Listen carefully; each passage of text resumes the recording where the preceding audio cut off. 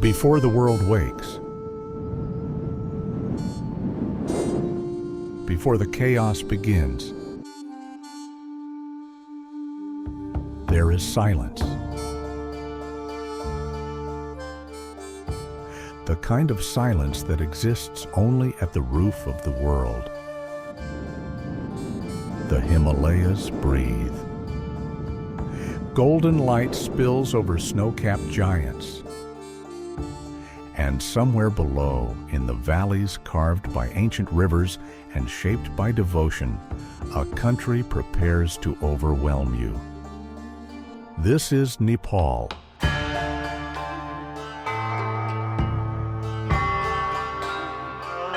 A land where spirituality and chaos dance in the same narrow alley, where monks and motorbikes share the road, where every corner hides a temple and every mountain hides a story.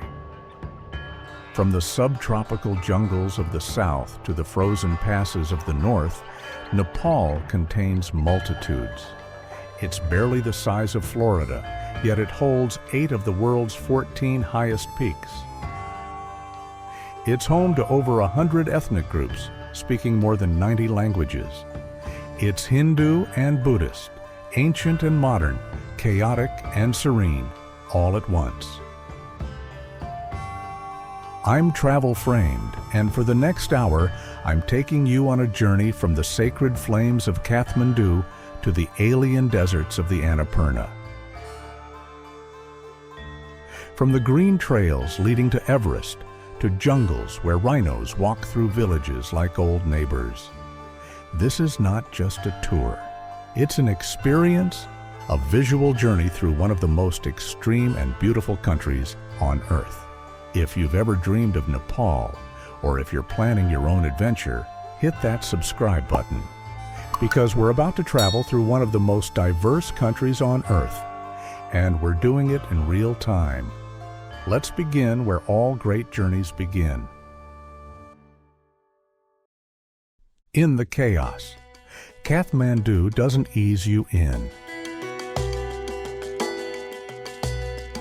It throws you into the deep end and watches you swim. The capital of Nepal is a sensory avalanche. The moment you step out of the airport, you're hit with it all at once. The heat, the noise, the smell of incense mixed with diesel fumes, the constant honking of horns that never seems to stop. Welcome to one of the most densely populated cities in the world. Over 1 million people crammed into the Kathmandu Valley, and it feels like all of them are on the streets at the same time. Tamil, the beating heart of the city, is where backpackers, pilgrims, and locals collide in a beautiful mess of humanity. Narrow alleys twist like veins through the old city. You can barely walk in a straight line for more than 10 meters before the path turns, splits, or dead ends into a courtyard.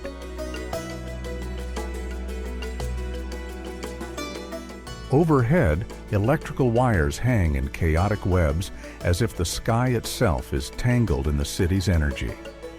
It's illegal, technically, this mess of wiring. But like so much in Kathmandu, the rules are flexible, negotiable, constantly reinterpreted.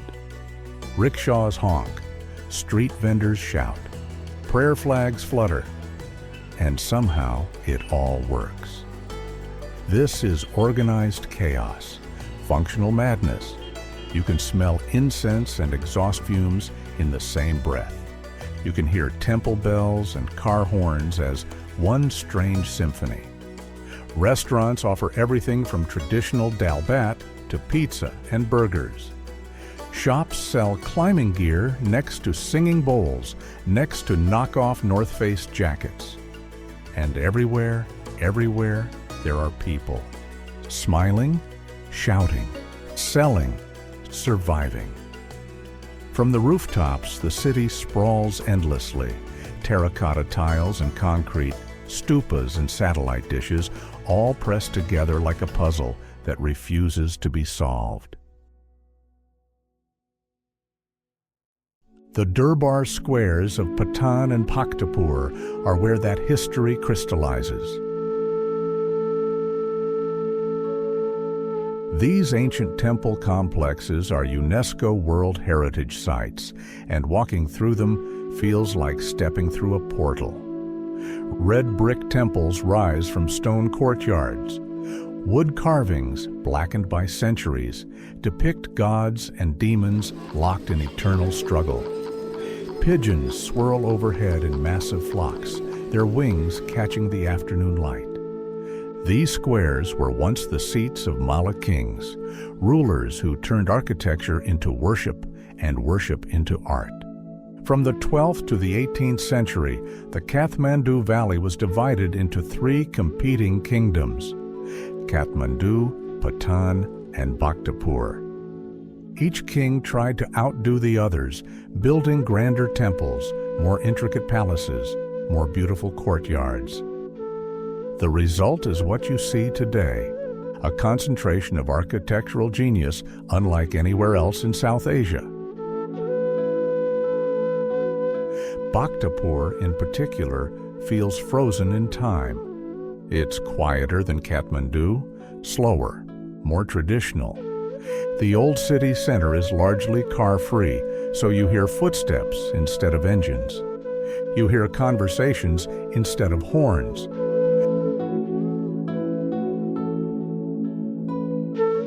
The Nyatapola Temple, a 5-story pagoda, dominates the skyline. It's the tallest temple in Nepal, built in 1702 by King Bhupatindramala. Stone guardians flank the stairs: wrestlers, elephants, lions, griffins, and goddesses. Each level more powerful than the last. Each guardian is said to be 10 times stronger than the one below.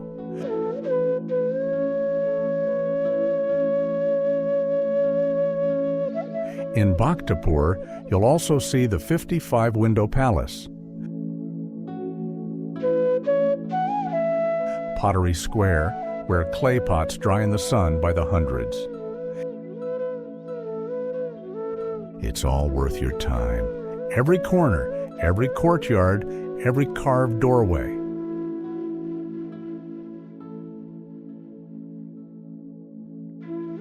But if Durbar Square is where kings worshipped, Boudhanath is where the world does. This massive stupa, one of the largest in the world, is the heart of Tibetan Buddhism in Nepal. After the Chinese occupation of Tibet in 1959, thousands of Tibetan refugees fled to Nepal. Many settled around Boudhanath. They built monasteries. They opened shops. They recreated as much as possible the spiritual life they'd lost. Today, Boudhanath is often called Little Tibet. A white dome rises from a stepped mandala base crowned by a golden spire. The dome represents the earth, the spire, the path to enlightenment. And watching over it all are the painted eyes of Buddha, seeing in all 4 directions, seeing everything, seeing you. Those eyes are called the eyes of wisdom. Between them, where you'd expect a nose, is a symbol. It's the Nepali number 1, representing unity. Above the eyes, a 3rd eye symbolizes the all-seeing wisdom of the Buddha. Pilgrims circle the stupa clockwise, spinning prayer wheels as they walk. Each turn sends a mantra into the universe. Om Mani Padme Hum. Each step is an act of devotion. Some pilgrims walk the circuit once, others walk it 108 times. 108 is a sacred number in Buddhism. There are 108 prayer beads on a mala, 108 earthly desires, 108 lies humans tell. In the evening, butter lamps are lit by the hundreds. Monks in maroon robes chant. The air thickens with incense, juniper, sandalwood, sweet and heavy. And as night falls, the stupa glows, lit not by floodlights, but by faith. Restaurants and cafes surround the stupa. You can sit on a rooftop terrace, sipping butter tea or masala chai, watching the pilgrims circle below. It's hypnotic. The rhythm of it, the repetition, the devotion. If you fly a drone above Boudhanath, you'll see the geometry of belief. Concentric circles rippling outward. Prayer flags radiating from the central spire like spokes on a wheel. It's a mandala from above, a meditation made solid. From the sacred circles of Boudhanath, we climb higher. Swayambhunath, known as the Monkey Temple, sits atop a hill overlooking Kathmandu Valley. Legend says this hill was once an island in the middle of a great lake that filled the valley. The Bodhisattva Manjushri drained the lake with his sword, allowing humans to settle. The stupa was built to mark the spot where a lotus flower bloomed on the island. That's the myth anyway. Historians say the stupa is at least 1,500 years old, maybe older. 365 stone steps lead to the top, one for each day of the year. It's a pilgrimage in miniature, and yes, the monkeys are real, hundreds of them. They lounge on railings, steal snacks from tourists, and treat the temple grounds like their personal playground.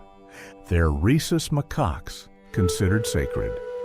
In Hindu and Buddhist tradition, monkeys are associated with Hanuman, the monkey god. So they're tolerated, even when they're mischievous, even when they steal your water bottle or sunglasses. But once you reach the summit, the monkeys fade into the background, because the view is everything. The entire valley spreads before you, Kathmandu in all its chaotic glory. You can see the sprawl, the smog, the sacred sites poking through the urban mess. The white dome of the stupa rises behind you. The all-seeing eyes of Buddha gaze across the valley. Prayer flags snap in the wind. And the city hums below, indifferent to the sacredness above. This is the paradox of Nepal. The divine and the mundane are never separate. They coexist, they overlap, they are one. A woman sells marigold garlands for offerings. A monk scrolls through his smartphone. A group of school kids giggles and takes selfies. And the stupa just sits there, ancient, watching, accepting it all. And nowhere is that paradox more powerful than at Pashupatinath Temple. This is the holiest Hindu site in Nepal. Dedicated to Shiva, the destroyer and transformer, Pashupatinath sits on the banks of the Bagmati River. Only Hindus are allowed inside the main temple, but you don't need to go inside to understand its power. The ghats tell you everything. Cremation ghats line the water's edge. Smoke rises from funeral pyres. Families gather to say goodbye to their loved ones. The eldest son circles the body, carrying fire. Prayers are chanted. Incense burns. And when the fire is lit, the family watches. Ashes are scattered into the river, which flows south toward the Ganges, carrying souls toward rebirth. It's not morbid. It's sacred. It's life and death in full view, unfiltered, honest.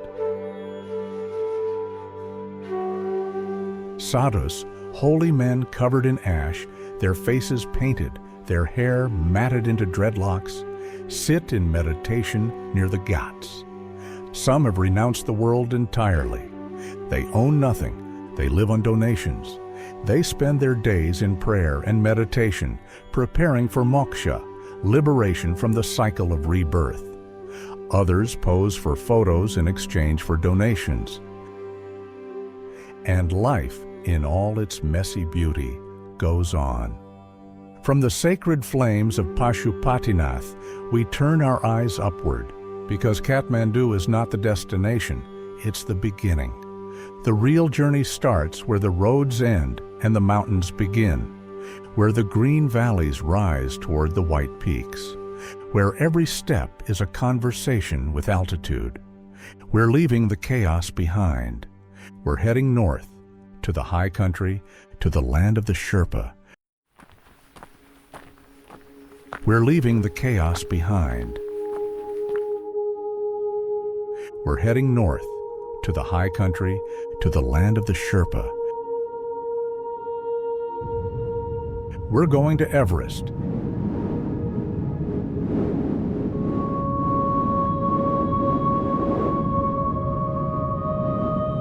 If you want to trek to Everest Base Camp, there's only one way in. And it starts with one of the most dangerous airports on Earth, Tenzing Hillary Airport in Lukla.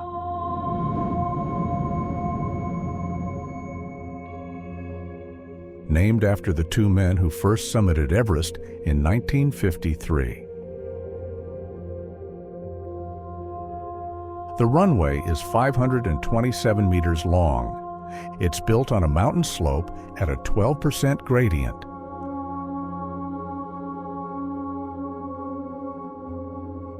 One end drops off a cliff into a valley thousands of feet below. The other end slams into a stone wall. There's no room for error, no second chances. Pilots have one shot to land, one shot to take off. And they do it dozens of times a day. The approach is terrifying. The plane flies through a narrow valley, mountains rising on both sides. The pilot has to judge the wind, the weight, the angle, all in seconds. But Everest is still days away, and those days begin in green. The trail out of Lukla descends into the Dudkosi River Valley.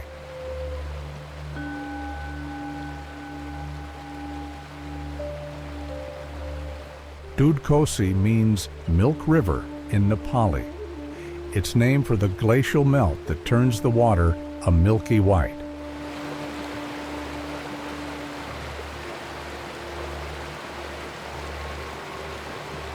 This is not the barren, icy Everest you've seen in photos. This is lush. This is alive.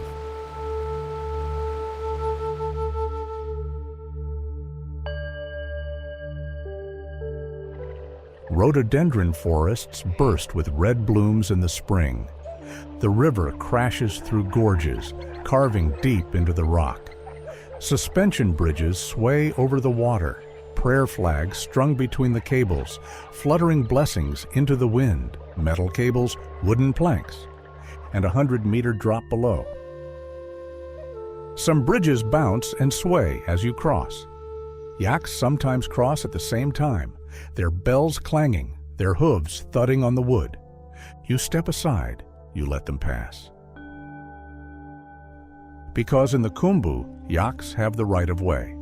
You pass through villages with names you'll never forget. Pakting, Monjo, Yorsala. Each one is a cluster of tea houses and stone lodges where trekkers rest and acclimatize. The tea houses are simple, thin walls, shared bathrooms, communal dining rooms with wood stoves in the center. But they're warm, they're welcoming, and after a long day of hiking, they feel like luxury. The people here are Sherpa, descendants of Tibetan migrants who settled in these valleys centuries ago. The word Sherpa actually means people from the east. They are the backbone of Himalayan mountaineering. Without them, Everest would still be unconquered.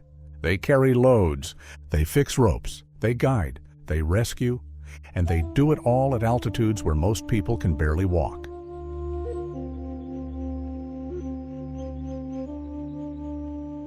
At Monjo, you enter Sagarmatha National Park. Sagarmatha is the Nepali name for Everest. It means forehead of the sky. You show your permits, you pay your fees, and you step into protected wilderness. This is it. The stakes just got higher. After hours of climbing switchbacks, you round a corner and see it. Namche Bazaar, the Sherpa capital, built into the side of a mountain in a perfect horseshoe shape.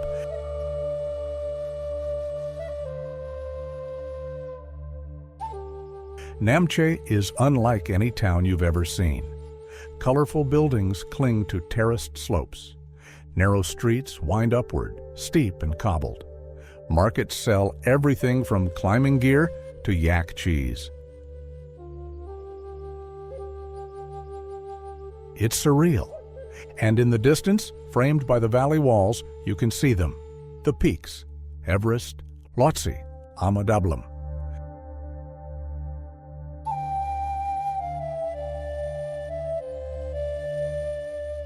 From a drone, Namche looks like a work of art, a human settlement carved into the mountain with precision and purpose. Hundreds of years of trial and error, hundreds of years of adaptation. It's a reminder that people have lived in these extreme places for generations. They've thrived here, they've raised families here, they've built a culture here, and they've learned to read the mountains like others read books. They know when the weather will turn. They know which paths are safe. They know the mountain's moods, and they respect them. Because the mountains don't forgive mistakes. The trail continues upward. The trees begin to thin, the air gets colder, and after hours of climbing through rhododendron forests, you emerge onto a ridge, and there it stands, Tengboche Monastery. This is the spiritual heart of the Khumbu. A Buddhist monastery at 3,800 meters, surrounded by peaks on all sides. Amadablam rises directly ahead, its sharp summit piercing the sky. Everest looms in the distance, massive and indifferent.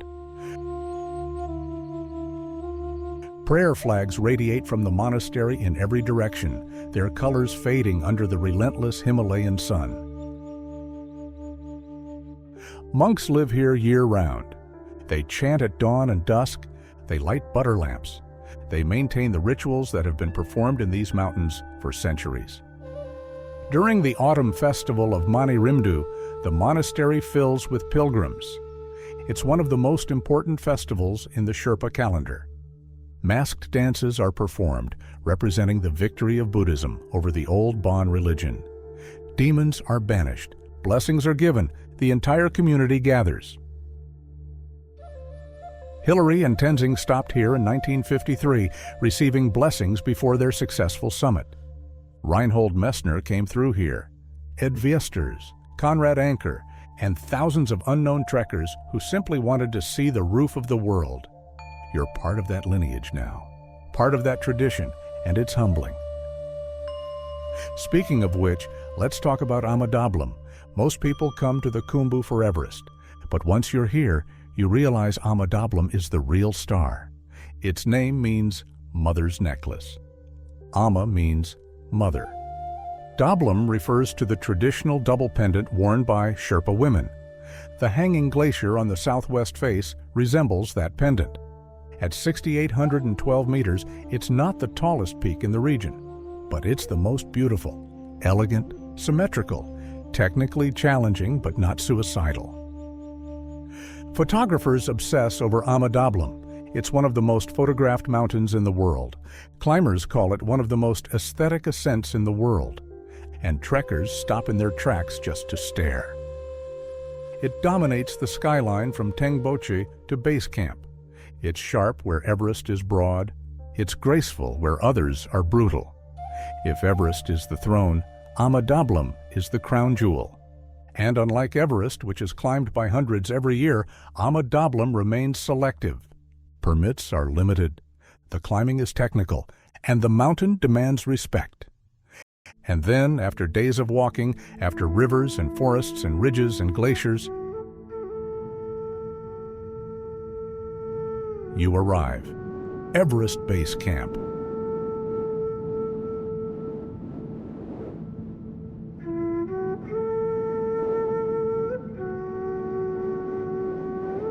(5,300 meters above sea level.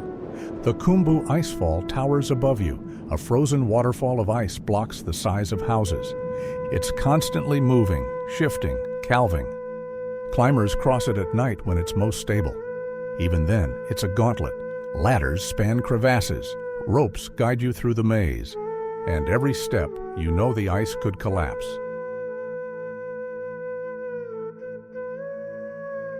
Yellow tents dot the rocky moraine, climbers preparing for summit bids, support teams coordinating logistics, doctors monitoring health.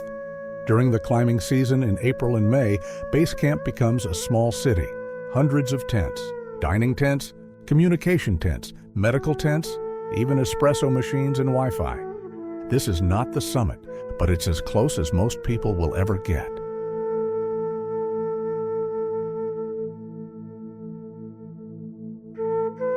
And standing here, surrounded by the wreckage of the glacier, beneath the Black Pyramid of Everest, you feel the weight of the mountain. You feel its history, the triumphs, the tragedies, the over 300 bodies still frozen in the ice above. Everest is not just a mountain.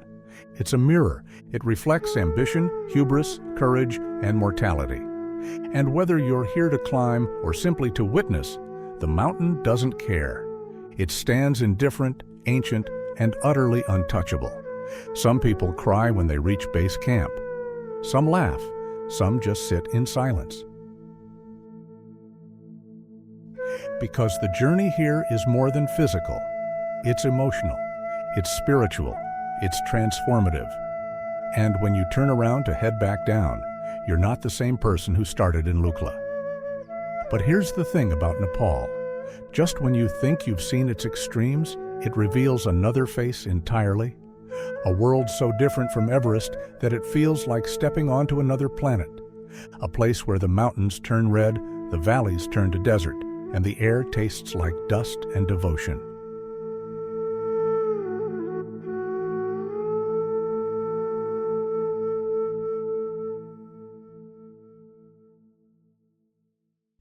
We're heading west, away from the green valleys of the Khumbu, to the Annapurna circuit, to Manang, to a landscape that looks more like Mars than Earth. The Annapurna circuit begins where the world is still green.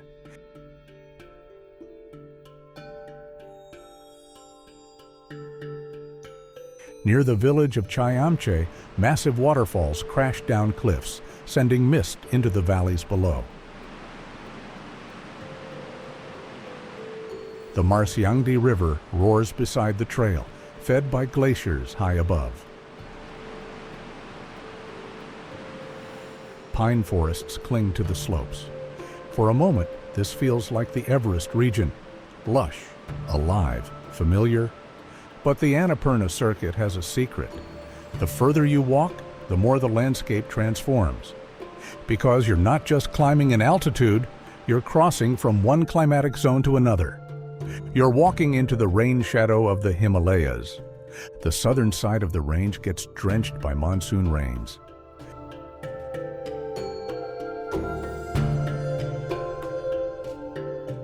But the northern side is dry, barren, desert, because the Himalayas block the rain clouds from moving north. The clouds hit the mountains, dump their moisture, and never make it over. So as you walk north along the circuit, you watch the world dry out. Trees become shrubs, shrubs become grass, grass becomes dirt and rock, and then you arrive in Manang. Manang sits at 3,500 meters, cradled in a high desert valley that looks more like Mars than Nepal. Stone houses with flat roofs cluster together, built to withstand brutal winters.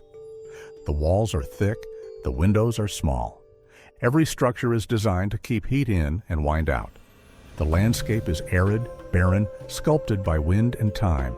Red and brown cliffs rise on all sides. The soil is dusty, almost orange.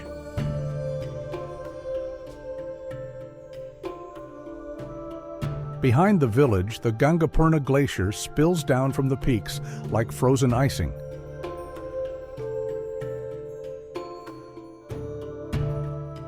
The air here is thin and dry. Your lips crack within hours. Your skin feels tight. You drink water constantly, but you're always thirsty. Every breath reminds you that oxygen is a luxury. This is the high desert. The Tibetan plateau begins just over the mountains to the north, and Manang feels like a preview. A place caught between Nepal and Tibet, between green and white, between life and void. The people of Manang are traders by tradition. For centuries, they carried goods across high passes into Tibet, returning with salt, wool, and stories.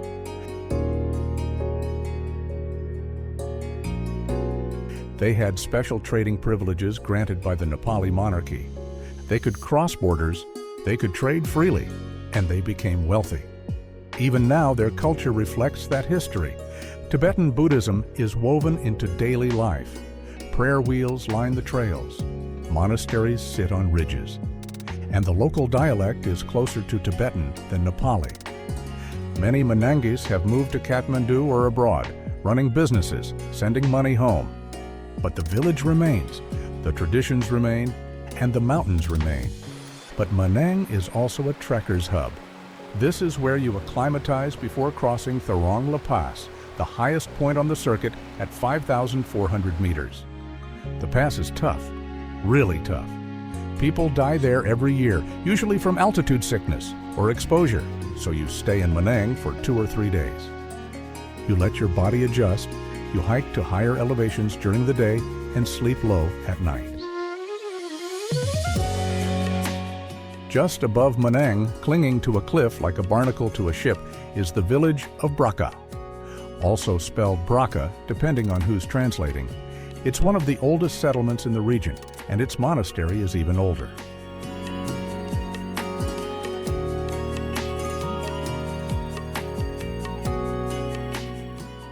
The Braka Monastery dates back over 500 years, maybe more.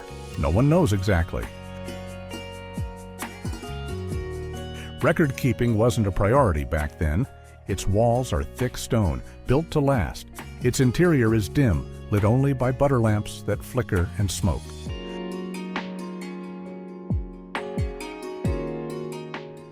The monks here live simply. They rise before dawn. They chant in the cold. They maintain a tradition that predates nations, borders, and the modern world. And when you visit, they welcome you with quiet smiles and cups of butter tea. Butter tea is an acquired taste. It's salty, rich, thick, made with yak butter, tea, and salt. It's not for everyone, but at this altitude, the fat and salt are exactly what your body needs. From Braka, the view is staggering.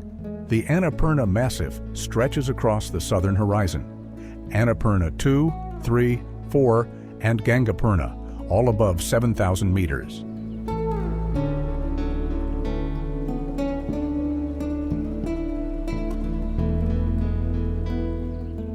To the north, the Chulu peaks rise like sentinels.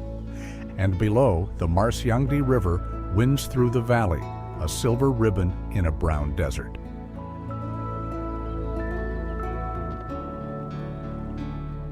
The trail between Manang and Braka passes through Humda, a village so small it barely registers on maps. But Humda has something extraordinary, an airstrip, one of the smallest, most remote airstrips in the world. A dirt runway carved into the valley floor, surrounded by peaks on all sides. Watching a plane descend into this narrow valley is like watching a magic trick. There's no room for error. The pilot has to time the descent perfectly, threading between mountain walls, fighting crosswinds, touching down on a strip of dirt that looks impossibly short. And when the plane takes off again, climbing steeply to clear the ridges, you're reminded of something important.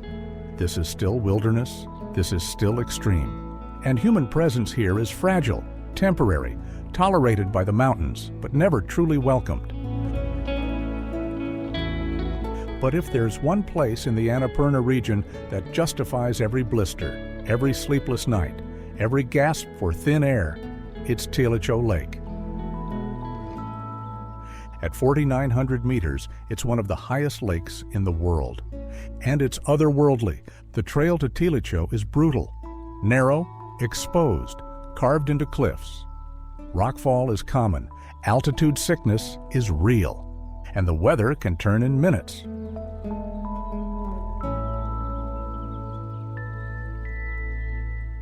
But when you finally crest the ridge and see the lake below, every hardship evaporates.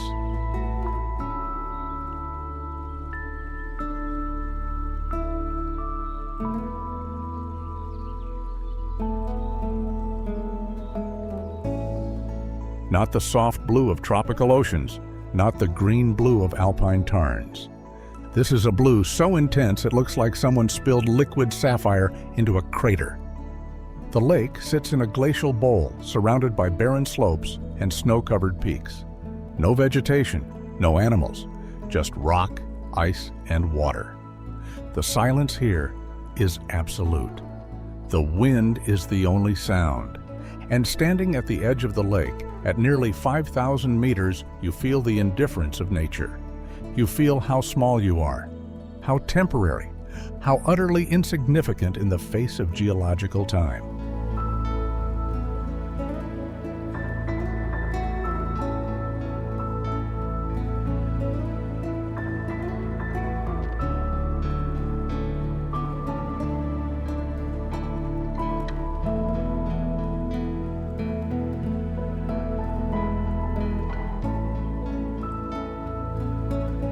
After the alien deserts of Manang and the electric blue of Tilicho, the journey begins to shift. The high passes are behind you. The thin air starts to thicken. And slowly, the green returns. But not the green of the Everest region. This time, it's softer, gentler, warmer.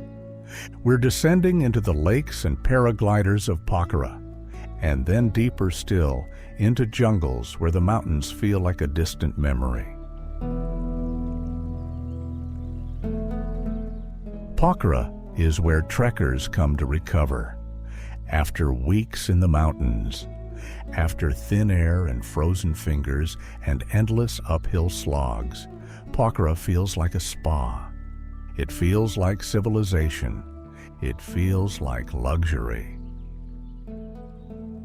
The city sits beside Phua Lake, the second largest lake in Nepal, and the vibe is completely different from Kathmandu. Calmer, slower, cleaner. There are actual sidewalks, traffic lights that people sometimes obey, cafes with Wi-Fi and Western food, bookstores, yoga studios, massage parlors. After the mountains, it's almost too much, too comfortable. Too easy.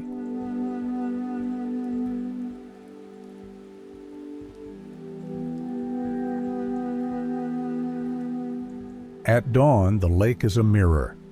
Colorful wooden boats, called dungas, float motionless on the water. The sky turns pink and gold, and in the distance, reflected perfectly on the lake's surface, is the Annapurna Range. And rising above them all, sharp and impossible, is Makapucher, Fishtail Mountain. Its double summit looks exactly like its name, a perfect fishtail, and it's sacred. No one has ever been allowed to climb it. The Nepali government has banned all climbing attempts. It remains unclimbed to this day, the only major Himalayan peak never submitted. Locals row across the lake in the morning light. Tourists sip coffee at lakeside cafes. Paragliders prepare their gear on distant hillsides. The pace here is slow, intentional, restorative. Pokhara is the anti-Kathmandu. If the capital is chaos, Pokhara is breath.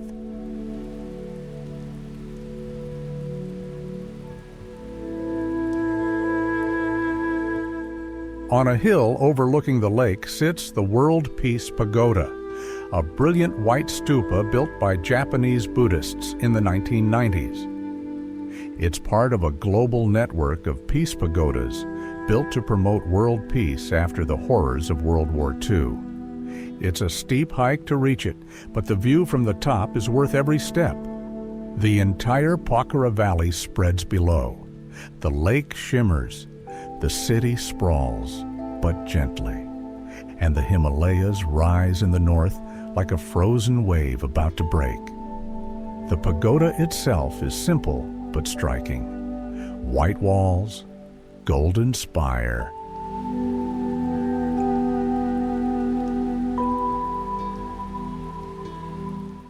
Four statues of Buddha facing the cardinal directions.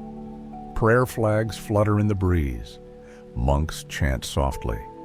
And the atmosphere is one of profound peace. This is the perfect place to reflect, to process the journey, to realize that Nepal is not just mountains and monasteries. It's also lakes and light. It's also rest. And if you need one last thrill before leaving the mountains, Sarankot delivers. This hilltop viewpoint is the launch site for Pokhara's famous paragliders. Every morning, dozens of tandem flights take off, spiraling upward on thermal currents, soaring above the valley with the Annapurna Range as a backdrop. Imagine it. You're strapped into a harness, running downhill, and then suddenly you're airborne. The ground drops away, the lake shrinks below, and for 20 minutes, you're flying. You're a bird, you're weightless, you're free. The pilot controls everything. You just sit back and enjoy the view. The Annapurna Range to the north, the lake below, the city spreading across the valley. Sometimes eagles fly alongside you. Real eagles. Thermal experts who've been doing this far longer than humans. Paragliding in Pokhara is one of the most accessible adventure sports in Nepal, and the views are unbeatable. The combination of lake, valley, and Himalayan peaks creates a visual experience unlike anywhere else on Earth. But there's more to Nepal than mountains and lakes, beyond the popular trails, beyond the tourist circuits. There are hidden kingdoms and lost valleys, ancient pilgrimage sites and prehistoric jungles. We're venturing off the beaten path to places most travelers never see. Our first stop takes us to a place that was closed to outsiders until 1992. A place so remote, so protected, that it feels like stepping into another century. Welcome to Mustang, the Forbidden Kingdom. The journey to Mustang begins in green valleys, but that green doesn't last long. As you travel north from Jamsum, the landscape transforms completely. Trees disappear, grass vanishes, and suddenly you're in a desert. But this isn't just any desert. This is a high-altitude desert, sculpted by wind and time into something otherworldly.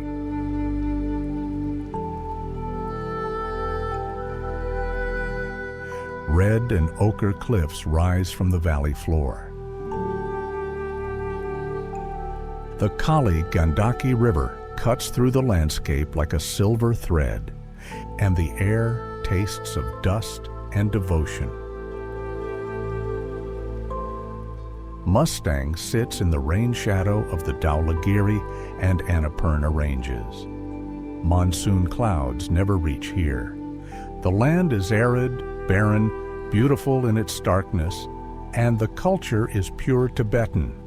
Because Mustang was for centuries an independent kingdom, it had its own king, its own laws, its own way of life. And even though it's technically part of Nepal now, it feels more like Tibet. The walled city of Langtang is the heart of Mustang. Square walls of packed earth surround the ancient capital. Inside, narrow streets wind between whitewashed buildings. Prayer flags crisscross overhead, and monks in maroon robes walk between monasteries that are hundreds of years old. The monasteries themselves are striking. Red and white stripes painted on their walls. Butter lamps flickering inside dim prayer halls. Thangka paintings older than nations, and mantras carved into stone, worn smooth by centuries of wind. But perhaps the most mysterious feature of Mustang is the sky caves. Thousands of them, carved into sheer cliff faces, sometimes hundreds of feet above the valley floor. No one knows exactly who made them or how people reached them. Were they homes, tombs, storage, meditation chambers? The caves remain a mystery. Some have been explored and found to contain ancient Buddhist texts and artifacts. Others are unreachable, their secrets locked away forever. Walking through Mustang, you see yak caravans moving slowly through the dust. These animals have been the backbone of trade here for centuries. They carry goods between villages, their bells clanging, their hooves raising clouds of red dust. The people of Mustang are hardy, resilient. They've survived in this harsh environment for generations, growing barley and buckwheat in small terraced fields, herding yaks and sheep, trading salt and wool. Mustang is ancient. It's arid. It's mysterious. It's the Tibet of Nepal. And standing in Langtang, watching prayer flags snap in the relentless wind, you feel like you've traveled not just in space, but in time. This is what the Himalayas looked like 1,000 years ago. And if you're lucky, it's what they'll look like 1,000 years from now. From the desert of Mustang, we travel to a valley carved by ice. A place where glaciers hang from peaks like frozen waterfalls. A place that was nearly destroyed, but refused to die. This is Langtang Valley, the Valley of Glaciers. Langtang is closer to Kathmandu than most people realize. Just a few hours north of the capital, the valley cuts deep into the mountains. It's narrow, steep-sided, and spectacular. The valley was carved by the Langtang River over millions of years. Glaciers shape the peaks, and the result is a landscape that feels intimate despite its scale. The mountains here don't tower in the distance. They loom directly above you. You can almost touch them. The most dominant peak is Langtang Lirung, over 7,000 meters tall. Massive glaciers hang from its flanks, blue and white, ancient and indifferent. The trail through Langtang passes through forests first, rhododendron and bamboo, then the trees thin. The valley opens, and you enter the high country. Stone tea houses dot the trail, simple structures with blue or tin roofs, smoke rising from chimneys, prayer flags strung between buildings. The people here are Tamang, an ethnic group with Tibetan roots. They speak their own language. They practice Tibetan Buddhism, and they've lived in this valley for generations. In 2015, a massive earthquake struck Nepal. The Langtang Valley was one of the hardest hit areas. An entire village, Langtang Village, was buried by an avalanche triggered by the quake. Over 300 people died in seconds. For a while, it seemed like Langtang might not recover. But the Tamang people are resilient. They rebuilt, stone by stone, tea house by tea house. Today, Langtang is alive again. Trekkers return to the trails. Lodges are open, and the community continues. One of the highlights of the trek is Kianjin Gompa, a small village at 3,800 meters. A monastery sits at the center, prayer wheels lining its walls. Yaks graze in the surrounding fields, and all around, peaks rise like sentinels. Kianjin is also famous for its yak cheese. Small factories produce cheese using traditional methods.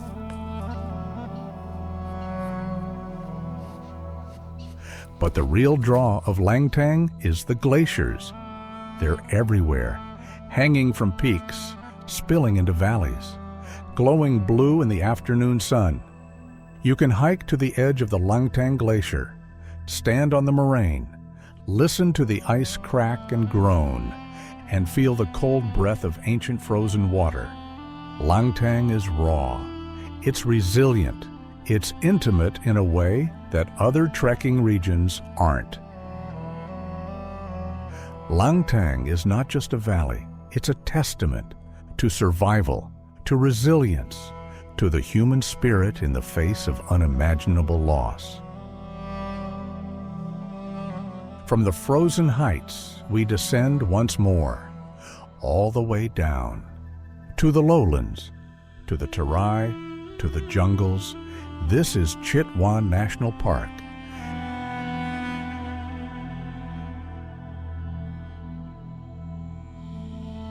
And it's unlike anything we've seen so far. The air here is thick and warm, the vegetation is dense, green, alive, and the animals are everywhere. The best way to explore Chitwan is by dugout canoe on the Rapti River. You sit low in the wooden boat. Mist rises from the water at dawn. Kingfishers dart between branches, and on the riverbanks, perfectly still, utterly ancient, lie the gharials. These fish-eating crocodiles are critically endangered. Their long, narrow snouts are adapted for catching fish, and they look almost prehistoric. 6 meters long, survivors from another age. But the real stars of Chitwan are the rhinos, the greater one-horned rhinoceros. Once nearly extinct, conservation efforts have brought them back. Now there are over 600 in the park. You'll see them in the tall grass. Massive, 2 tons of armored herbivore, grazing peacefully, utterly unbothered by the world around them. Sometimes they wander into villages. Locals have learned to coexist. They give them space, and the rhinos, for the most part, ignore the humans. Elephants also roam Chitwan. You'll see them bathing in rivers, spraying water over their backs, rolling in mud. Tourism here has shifted toward ethical experiences, watching elephants behave naturally rather than riding them, and it's far more powerful. The Tharu people are indigenous to the Terai. They've lived in these jungles for centuries. Their villages consist of simple huts with thatched roofs. They have their own language, their own traditions, their own dances. As the sun sets, the jungle comes alive with sound. Cicadas hum, peacocks call, and somewhere in the distance, a deer barks an alarm. Chitwan is humid, green, prehistoric, alive, and it reminds you that Nepal is not just mountains, it's everything. From jungles, we travel to one of the most sacred sites in the world, a place of pilgrimage, a place of peace, a place where history and faith intersect. This is Lumbini, the birthplace of Buddha. Over 2,500 years ago, in a garden in what is now southern Nepal, Queen Maya Devi gave birth to Siddhartha Gautama, the child who would become the Buddha, the enlightened one, the teacher whose philosophy would spread across Asia and beyond. Lumbini marks that spot, and for Buddhists, it's one of the holiest places on earth. The Maya Devi Temple sits at the center of the complex, a white structure, simple and elegant. Inside, beneath a protective canopy, is the exact spot where Buddha was born. Pilgrims come from all over the world to stand here, to meditate, to pay respects. Just outside the temple stands the Ashoka Pillar, erected in 249 BCE by Emperor Ashoka, one of India's greatest rulers and a devoted Buddhist. The pillar is weathered, ancient, inscribed with text confirming this as Buddha's birthplace.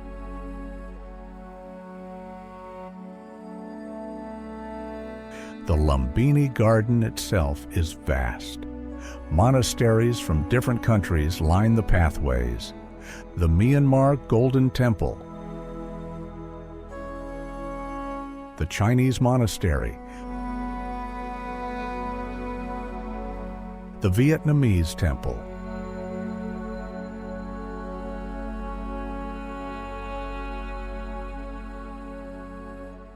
each built in the architectural style of its home country.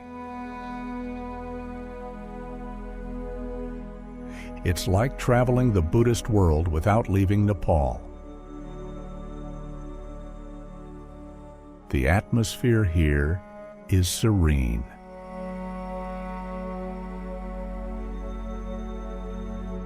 Quiet, white stupas dot the landscape.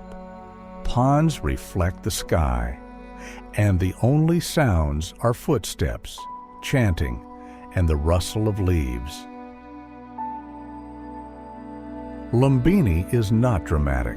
It's not awe-inspiring in the way mountains are, but it's powerful in its simplicity.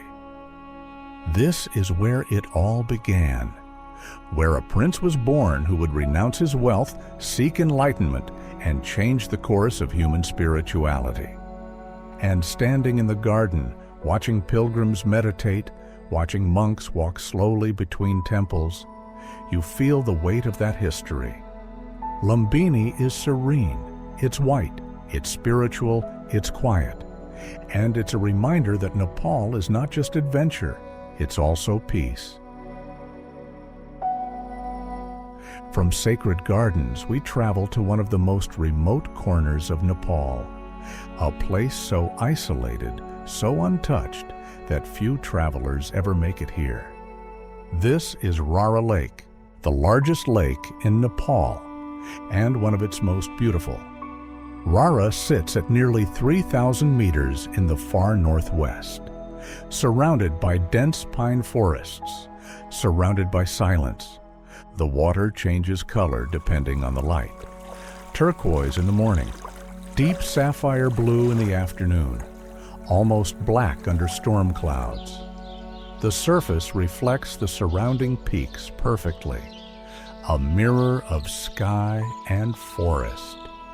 There are no villages on the lake shore, no tea houses, no development, just wilderness. The only sounds are the wind through the pines and the occasional call of a Himalayan bird. This is pristine nature, untouched, unspoiled. To reach Rara, you have to trek for days through remote trails, or take a small plane to Talcha Airport, one of the most remote airstrips in the world. But those who make the journey are rewarded with something rare: true solitude. Rara is isolated, silent, majestic, and standing on its shore, looking across the deep blue water, you feel the vastness of Nepal, the wildness that still exists in its farthest corners. Our final stop takes us south, to the plains, to the heat and dust of the Terai, to a city steeped in mythology. This is Janakpur. And according to Hindu legend, this is where the story of the Ramayana unfolds. Janakpur is believed to be the birthplace of Sita, wife of Lord Rama. Their story of love, exile, abduction, and war is one of the most important epics in Hindu tradition. The city pulses with color and devotion. Women in vibrant saris walk through crowded markets. Mithila art decorates the walls of mud houses. Intricate paintings in reds, blacks, and whites pass down through generations. In the evenings, fire ceremonies fill the air with chants and smoke. Arti is performed, flames circling before deities, bells ringing, devotees swaying. Janakpur is hot, it's dusty, it's chaotic in the way only the plains can be, but it's also deeply spiritual. Pilgrims come here to honor Sita, to walk in the footsteps of myth, to connect with stories told for thousands of years. Janakpur is colorful, loud, devotional, and it completes the picture of Nepal. From the frozen deserts of Mustang to the heat of the Terai, from Buddhist peace to Hindu devotion, Nepal contains multitudes.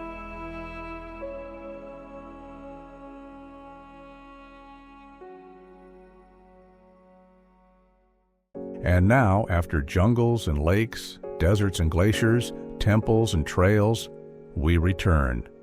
Full circle, back to where it all began, back to the chaos, back to the light. We end where we started, at Boudhanath Stupa. The eyes of Buddha still watch, still see. And now, so do you. You've seen Nepal in all its faces, the sacred and the chaotic, the green and the white, the desert and the jungle. You've walked where mountains touch the sky and where rhinos walk through villages. You've breathed thin air and thick air. You've felt the altitude and the heat. You've witnessed devotion in 100 forms. Nepal is not one story. It's 1,000 stories. And every traveler writes their own. Some come for the mountains. Some come for the spirituality. Some come for the adventure. Some come to find themselves. And some come simply because they heard it was beautiful. Whatever brings you here, Nepal changes you. It challenges you. It humbles you. It shows you that the world is bigger, stranger, and more beautiful than you imagined. The sun sets over Nagarkot one last time. The peaks turn gold, then pink, then purple. The world quiets, and the mountains, ancient and indifferent, remain. They were here long before us. They'll be here long after. And they don't care about our stories, but we tell them anyway, because that's what humans do. We climb, we explore, we wonder, we document, we share. And maybe, just maybe, we inspire someone else to go see it for themselves. If this journey inspired you, if it made you want to pack your bags and go, then hit that subscribe button and join the Travel Frame community. We're here to show you the world, not just the highlights, but the full picture, the chaos and the calm, the struggle and the reward, the beauty and the brutality. Because the world is not a postcard. It's messy, it's complicated, it's challenging, and it's absolutely worth experiencing. Until next time, keep exploring, keep wondering, keep pushing your boundaries, and remember, every ending is just another beginning. This is Travel Framed. Safe travels.